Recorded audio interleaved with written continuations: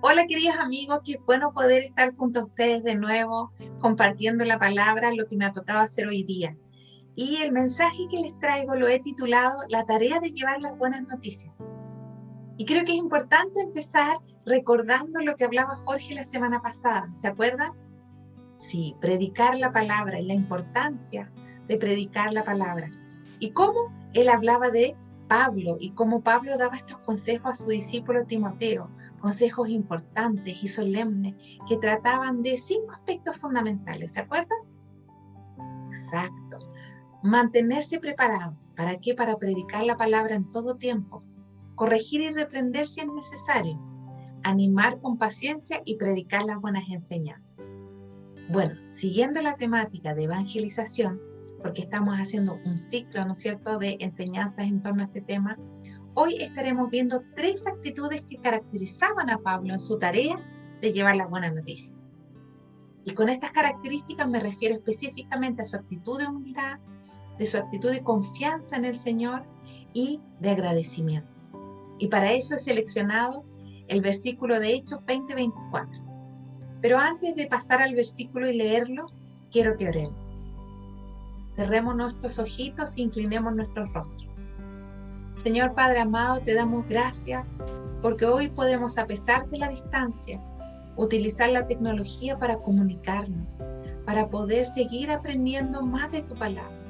Señor Padre amado, me dispongo a ti como instrumento para que tú me utilices y así poder llegar a los corazones de las personas que se están conectando para escuchar este mensaje, Señor. Que sea tu voluntad hecha hoy día, Señor. Gracias, Padre amado, en el nombre de Jesús. Amén. Entonces, volvamos al pasaje bíblico que yo les mencionaba para leer. Hechos 20:24. Así que saquen sus Biblias electrónicas, sus cuadernitos, a lo mejor donde ponen sus apuntes, para que puedan tomar, ¿no es cierto?, valga la redundancia, apuntes que van a ayudar a tener una alerta, ¿no es cierto?, durante el mensaje. Es lo recomendado. Entonces, leamos juntos. Dice, pero mi vida no vale nada para mí a menos que la use para terminar la tarea que me asignó el Señor Jesús. La tarea de contarles a otros las buenas noticias acerca de la maravillosa gracia de Dios. ¡Wow! ¡Qué buen versículo!, ¿verdad? A mí siempre me gusta entender un poco el contexto de cuándo o quién escribió, ¿no es cierto?, este versículo. Y en este caso quiero entonces que recorramos brevemente de quién describe Hechos en Lucas, y este libro se describe la expansión de la iglesia y cómo esta comienza en Jerusalén con un pequeño grupo de discípulos que permite que el mensaje viaje a través del Imperio Romano. Ellos fueron dotados del poder del Espíritu Santo, sin duda.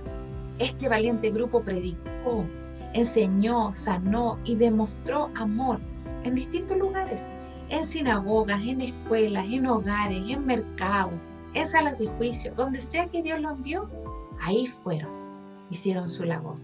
Esta gran labor que de pocos discípulos, labor que pocos discípulos hicieron, ¿no es cierto?, que permitió que la vida de muchas personas cambiaran y también así cambiara la historia. Ahora quiero que analicemos la segunda parte de Hechos, que se enfoca principalmente en los viajes misioneros de Pablo, quien viaja a muchos países del norte del Mediterráneo. Se predicó a los judíos primeramente, sí, pero también después se predicó a los gentiles. Algunos judíos creyeron, pero muchos gentiles recibieron las buenas nuevas con gozo. Se inicia una nueva congregación y los nuevos creyentes comienzan a crecer en la vida cristiana. Este caminar, si bien es cierto maravilloso, que impacta en lo eterno, ¿verdad?, no fue fácil. Pablo soportó un trato duro de incrédulos hostiles, sufrió encarcelamiento, palizas, persecución por los mismos judíos y gentiles. Y era en este contexto que él escribe este versículo que he seleccionado para analizarlo hoy, donde quiero destacar la primera parte que dice: mi vida no vale nada para mí a menos que la use para terminar la tarea que me asignó el Señor Jesús. Me pregunto, ¿qué estaba pensando Pablo cuando escribió esto? ¿Significa que él estaba deprimido? ¿O que sentía que su vida no tenía propósito? La verdad que no. Para nada, todo lo contrario. Pablo, al igual que los otros discípulos, estaban llenos del Espíritu Santo, que les permitió que entregar todo su talento y tesoros a Cristo. Más bien, la oposición resultó ser un catalizador para la propagación del cristianismo, porque de esa manera, y no de otra, pudo demostrarse que no era obra del hombre, sino de Dios. Pablo fue humilde hasta lo sumo, reconociendo que su vida no vale nada sino para usarlo en el propósito de Dios. Yo encuentro que estas palabras son impactantes. Estas declaraciones son fuertes, porque a menudo nosotros sentimos que la vida es un fracaso, a menos que saquemos provecho de ella. ¿Y a qué me refiero con sacarle provecho? Muchas veces necesitamos el reconocimiento laboral, quizá, el reconocimiento de pares, buscamos la diversión, dinero, triunfos, etcétera, etcétera, etcétera. Sin embargo, Pablo está diciendo que nada de eso tiene valor. Pablo fue un hombre humilde y comprometido, donde declara y demuestra con hechos que la meta más importante de su vida era, sin embargo, predicar a otros de Cristo. Quiero que me acompañes y revisemos también Efesios 3, 7 al 8. ¿Sí? Vayan conmigo, Efesios 3, 7 al 8. Que dice: por la gracia y el gran poder de Dios me ha dado el privilegio de servirlo anunciando esta buena noticia. Aunque soy el menos digno de todos del pueblo de Dios, por su gracia Él me concedió el privilegio de contarle a los gentiles acerca de los tesoros inagotables que tienen a disposición por medio de Cristo. Miren lo que Él dice, que Él es el menos digno, es decir, que nada de su trasfondo tiene relevancia o importancia o cuenta para transmitir, ¿no es cierto?, el mensaje, para poder tener asignado, ¿no es cierto?, esta tarea que Dios le dio de compartir el Evangelio. Es decir, Él está diciendo que sus credenciales, estudio y éxito no valen nada. Y recordemos bien quién era Pablo, ¿cierto?, o Saulo, que era su nombre hebreo, que él nació en una familia acomodada, que tenía la ciudadanía romana, que estudió con los mejores doctores de la ley y que adquirió, ¿no es cierto?, una sólida formación en varias áreas, en teología, filosofía, en jurídica, en mercantil. Manejaba 4 idiomas, sí, 4. Hablaba el griego, el latín, el hebreo, el arameo. Y él en este versículo está diciendo literalmente, nada de eso tiene valor cuando se compara con el conocimiento de Cristo. Él declara que Cristo es más importante que cualquier otra cosa. Realmente este versículo siento yo que despierta a reflexionar profundamente en esas palabras. Muchas veces, como yo les decía, uno lucha por lograr cosas en la vida que son elementos que después simplemente y frente al propósito de Dios no tienen valor. Por eso pregúntate, ¿qué es lo más importante para ti ahora? ¿A qué le das valor? ¿A lo que has conseguido en tu vida o lo que has invertido en ella? ¿De qué estás agradecida? ¿De qué estás agradecido? ¿Qué te mueve a comprometerte con el Señor? Ahora analicemos la otra actitud que yo le mencionaba, que era muy importante de Pablo, ¿no es cierto?, que se relacionaba con la confianza en el Señor. En otras palabras, estaríamos hablando efectivamente de la fe. ¿Sabían ustedes que Pablo, bueno, generalmente me imagino, si es que no todas las veces, caminaba y se trasladaba a pie, pero se calculaba que en total recorrió aproximadamente 15.000 kilómetros. 15.000 kilómetros. ¿Tienen una idea cuánto es eso? Como que cuesta imaginárselo. Pienso yo en que diariamente trato al menos de caminar 3 kilómetros. Y él recorrió 15.000 kilómetros. A lo mejor es más fácil dimensionarlo cuando uno piensa en el largo de Chile, de norte a sur, se describe que es más o menos 4.000 kilómetros. Por lo tanto, Pablo tiene que haber recorrido al menos 4 veces a pie Chile. Increíble. Eso expone claramente y hace indiscutible que Pablo fue el misionero más grande que jamás haya vivido. Por eso y otras razones. Pero qué gran labor. Yo creo que Pablo tiene que haber tenido una tremenda fe, es decir, una tremenda confianza en el Señor, para tener el compromiso que él tuvo con esta obra al cual él fue asignado. Yo creo que él nunca imaginó siquiera lo que él iba a lograr o cuánto iba a recorrer. Y yo me pregunto si nosotros seríamos capaces de recorrer estos 15.000 kilómetros evangelizando. A lo mejor ni siquiera en avión, ¿verdad? Volvamos a Pablo. ¿De dónde viene esta tremenda confianza en el Señor? Recordemos que la confianza, ¿no es cierto?, es algo que es sinónimo con la fe. Y Pablo tiene una historia donde él efectivamente no fue siempre cristiano, sino que experimentó efectivamente una conversión. Y esto se describe claramente en el capítulo 9 de Hechos, que no vamos a leer ahora, pero yo las invito a que lo lean en detalle, tranquilamente, para que puedan ver cómo ocurre esta historia maravillosa, ¿no es cierto?, de la conversión de Pablo. Pero hoy día quiero mencionarle específicamente Hechos 9:5, porque es ahí donde él tiene la visita del Señor mismo. Y en Hechos 9:5 dice el Señor: Pablo, yo soy Jesús a quien tú persigues. Desde ese momento, en la vida de Pablo, él es totalmente transformado. ¡Qué increíble! Yo creo que más de uno de nosotros hemos soñado con que Dios se presente delante de nosotros y nos diga qué hacer. Y para allá iremos. Sin embargo, eso no ocurrió. Le ocurrió a Pablo. Pero a diferencia de Pablo, que estaba forjando y formando la historia, nosotros podemos leer el final de esta historia. Y es, de alguna manera, como podemos sentir que Dios nos habla y también incrementar así nuestra fe, como incrementó su fe Pablo al escuchar la voz del Señor. Podemos leer la Biblia, que es la palabra de Dios. En 2 de Timoteo 3:16 lo dice. Vayan conmigo. 2 de Timoteo 3:16. ¿Qué dice ahí? Dice que la Biblia es inspirada por Dios. En otras palabras, son las mismísimas palabras de Dios para nosotros. Así es que tenemos la Biblia para escuchar al Señor, que nos dice.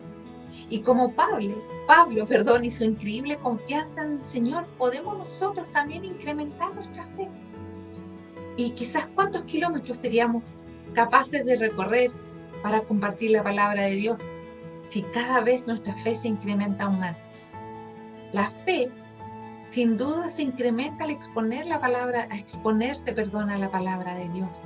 ¿Qué quiere decir con exponerse?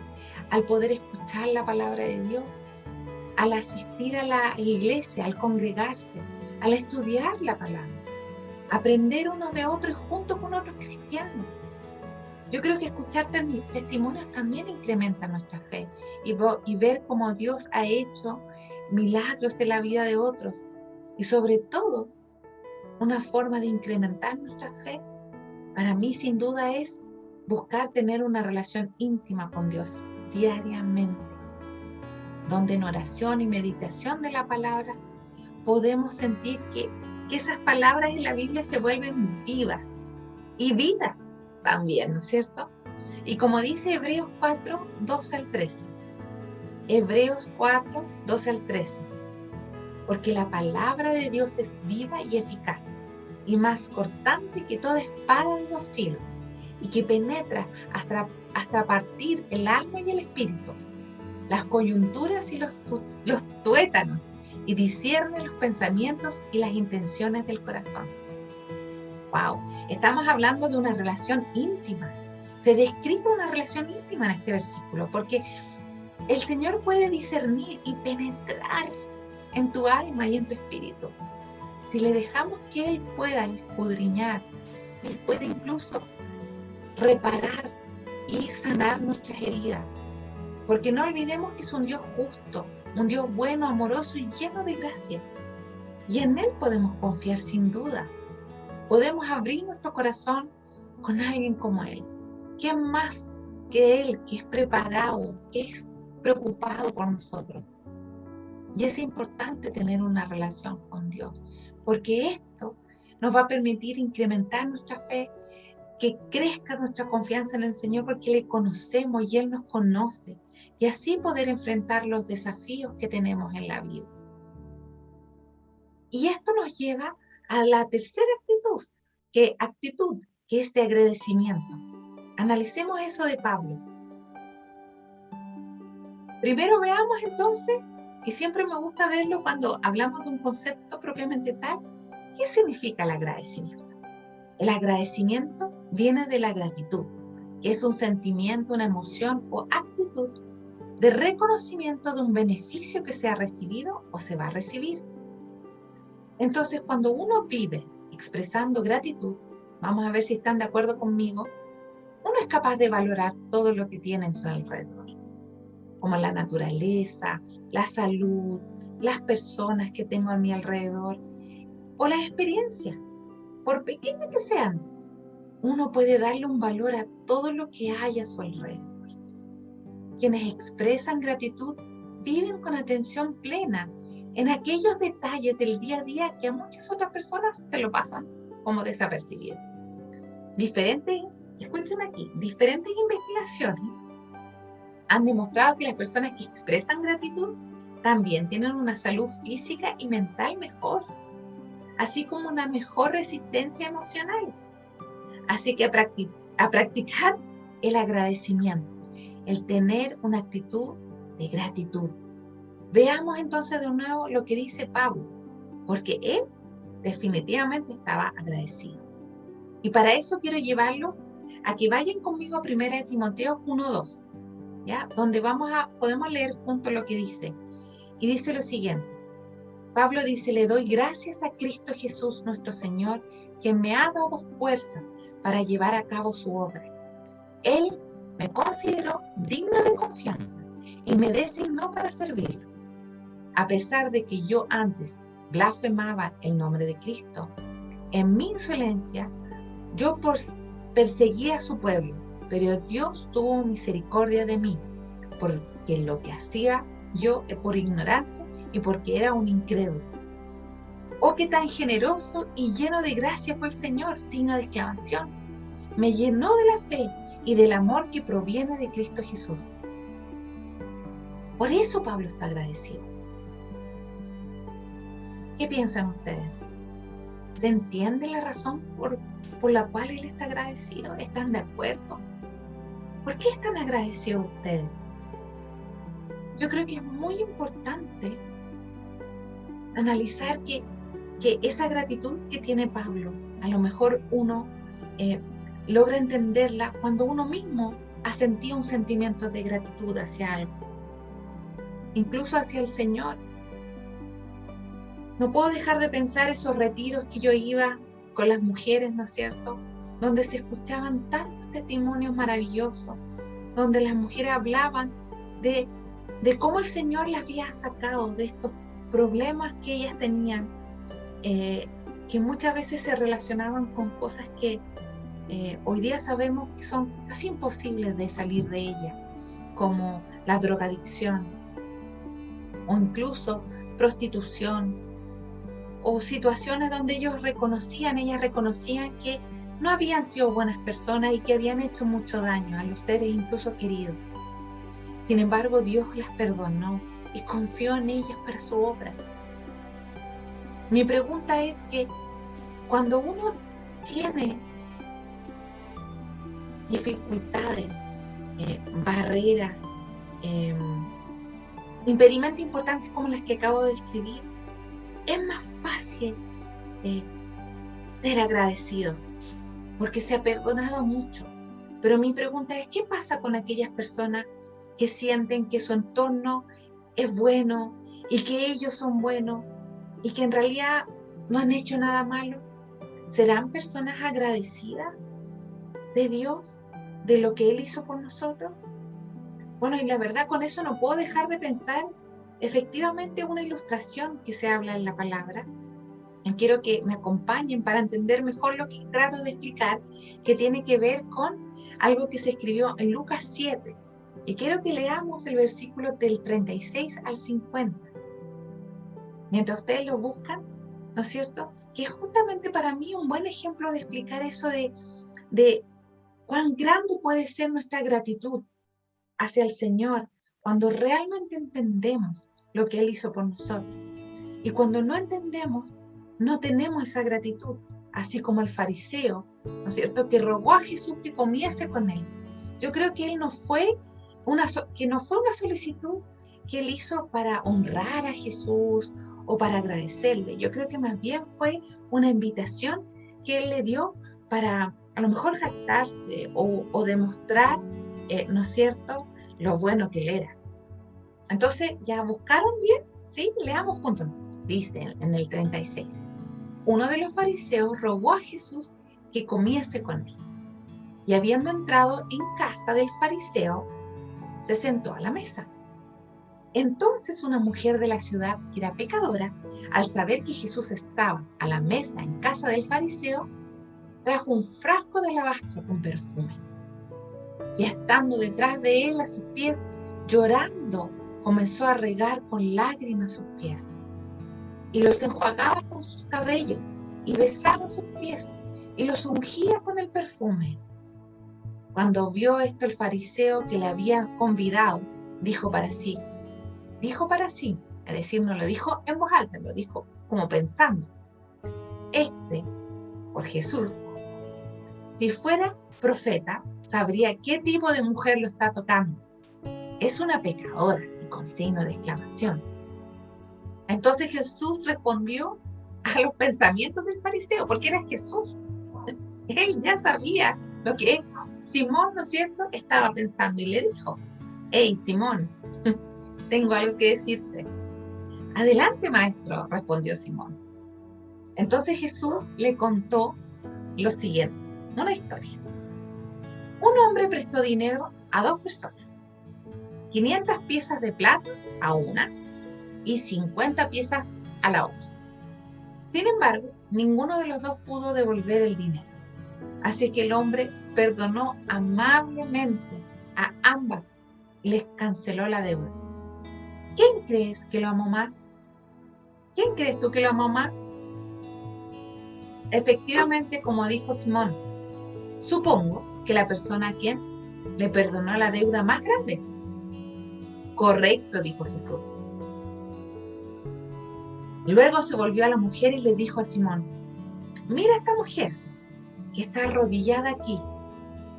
Cuando entró en tu casa, no me ofreciste agua para lavar el polvo de los pies, pero ella los lavó con sus lágrimas y los secó con sus cabellos.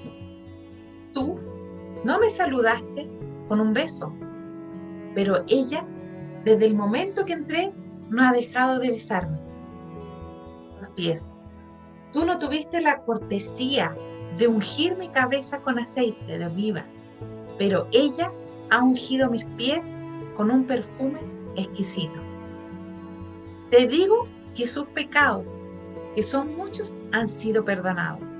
Por eso ella me demostró tanto amor.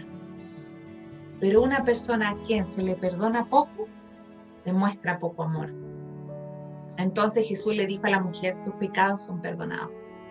A mí esta historia, esta ilustración, este ejemplo que él da es muy emotiva, porque es más fácil entender, ¿no es cierto?, el corazón de la mujer y cómo ella, tan agradecida, tiene ese comportamiento utilizando ese perfume exquisito, carísimo, ¿no es cierto?, y lo derrama a los pies del Señor. Sin embargo, el fariseo, probablemente muy orgulloso, ni siquiera fue un buen, ¿cómo se dice?, anfitrión. No le ofreció lavarle los pies, lo cual era costumbre, ni ungirlo a Jesús con aceite, lo cual también era un símbolo, ¿no es cierto?, de buena costumbre, de honra. El solo hecho, creo yo, de reconocer que somos imperfectos. Si tenemos una naturaleza que tiende al egoísmo, yo primero, yo segundo, lo que a mí me conviene, lo que a mí me gusta, ¿no es cierto? Lo que yo creo es mejor.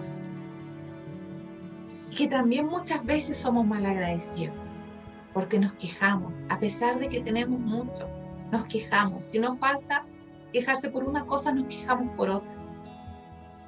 Con solo esas características, que yo creo que nos representan a todos, en algún momento de nuestra vida, basta para entender que no merecemos la gracia de Dios.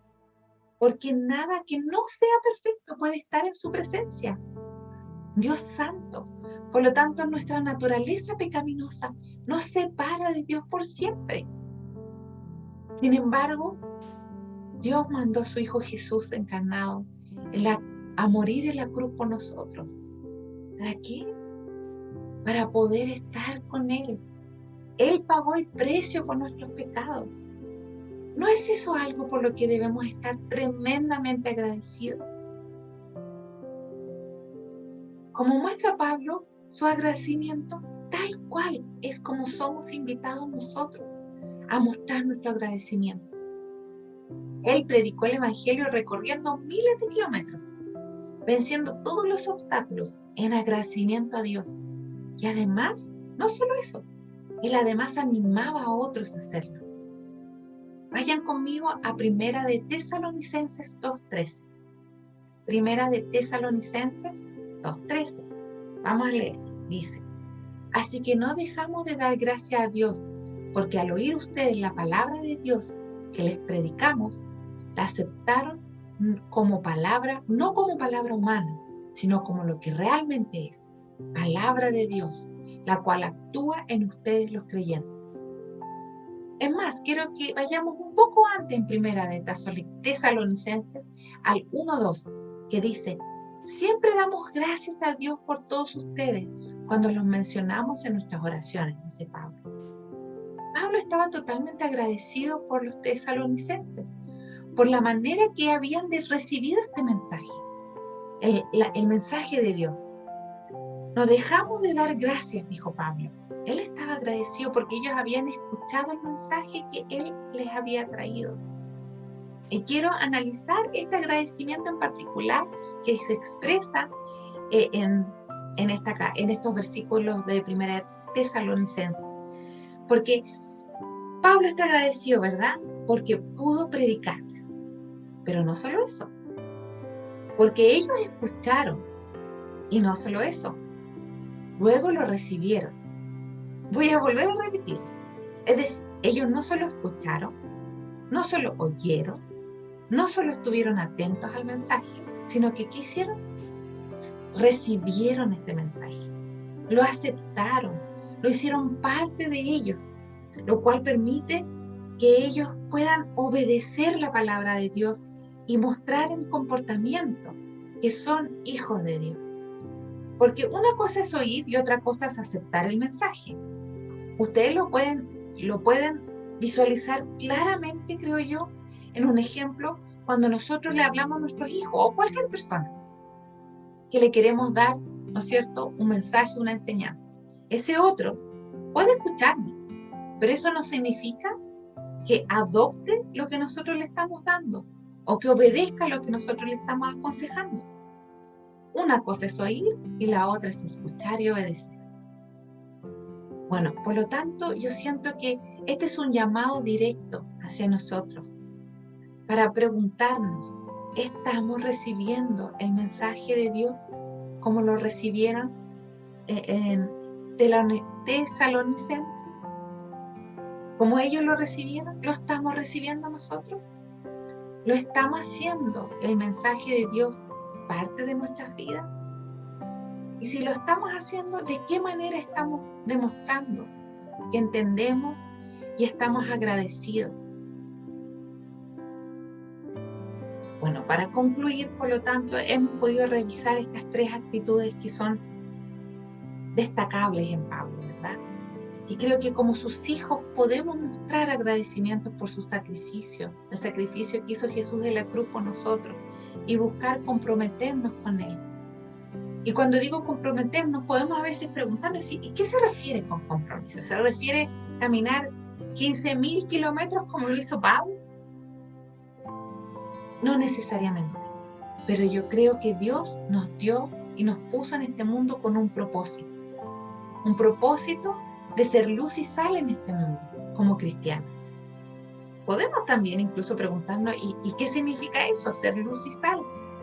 Bueno, yo les puedo decir lo que significa para mí. Para mí significa hacer una diferencia en mi entorno laboral, en mi entorno familiar, en mi comunidad, en mi barrio. ¿Y cómo hago eso? Bueno, leamos la Biblia, leamos la palabra, porque ahí está todo. Las indicaciones que le dio Pablo a Timoteo, que nos recordó Jorge el domingo pasado. Primero, instruirnos en la palabra para estar preparados a predicar en todo momento. Corregir al hermano y reprenderlo si es necesario, pero con amor y con ánimo y paciencia, animar, ¿no es cierto?, a los otros creyentes en este caminar, pero sobre todo predicar la buena enseñanza. Y a esto ahora, hoy día, podemos sumarle lo aprendido hoy, que debemos ser humildes porque nada de lo que podamos obtener con nuestras propias fuerzas tiene valor, si en cualquier momento se nos puede ser arrebatado. Por ejemplo, como con las cosas materiales. El éxito del mundo no es el éxito de Cristo. A lo mejor nos podemos encontrar pasando por aflicciones y igual seguir siendo exitoso en Cristo. A lo mejor perdimos el trabajo. Igual podemos seguir siendo exitosos para Cristo. ¿Cómo dices tú?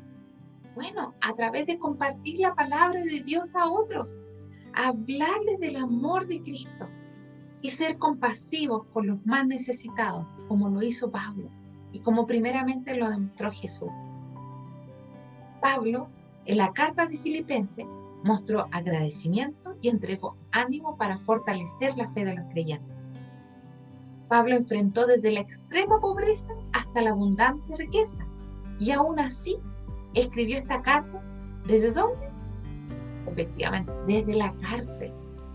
Pese a las circunstancias, Pablo había aprendido a contentarse, hallando gozo al poner toda su atención y energía en conocer a Cristo y obedecerle.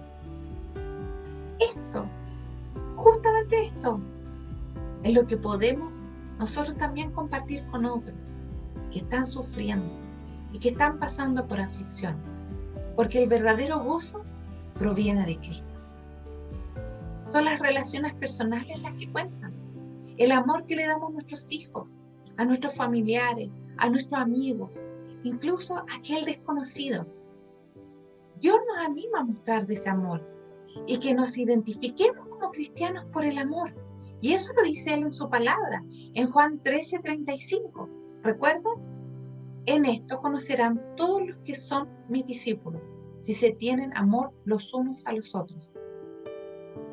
En esto conocerán todos que son ustedes mis discípulos, porque se muestran amor unos a otros. Algo tan simple, pero tan significativo y potente. Ser humildes implica no verse superiores a otros por nuestras credenciales, como decía Pablo en Efesios 3:7, ¿no es cierto?, que él las rechazaba. Porque tenemos valor no por lo que hacemos, sino por lo que somos hechos en Él, en su imagen y semejanza. Y el segundo punto abordado esta mañana es la confianza en Dios, la fe que podemos tener en Él. Debemos confiar en Dios, tener fe en Dios. Para incrementar nuestra fe podemos, por lo tanto, tal como dice Pablo en 2 de Tesalonicenses 1:3, buscarlo en la palabra. Y él dice, tu fe se acrecienta cada vez más viviendo conforme a las promesas de Dios en la Biblia. Para eso necesitamos conocer la palabra de Dios, leer la Biblia y de ahí buscar vivir conforme a sus promesas. El tener fe en Dios podemos, si logramos entender que la respuesta para incrementar nuestra fe está al alcance de nuestras manos. Y a través de la fe vamos a poder cumplir nuestro propósito que Él tiene para nosotros en esta tierra. Les animo a que seamos agradecidos por todo también. Agradecidos por tener la oportunidad de vivir un nuevo día, por no tener las aflicciones quizás que pueden ser peores, y agradecer lo que sí tenemos. Hoy a lo mejor tienes la oportunidad de tener a tus hijos contigo. Yo de mis 3 solo tengo uno ahora. Disfrútalo, pasa tiempo de calidad con ellos y sobre todo, instrúyelos en la palabra de Dios. Si tienes a tus padres, disfrútales, pasa tiempo de calidad con ellos. Hónralos por todo lo que ellos te entregaron y te enseñaron. Si tienes a tu esposa o a tu esposo, ámale, porque es tu compañera, tu compañero de vida que tú elegiste y que son un equipo. No olvides eso, porque juntos pueden enfrentar mejor lo que es lo que se venga en la vida. Van a estar más preparados juntamente con Cristo.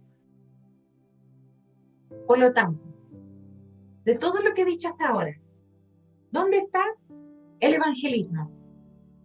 En todas estas palabras.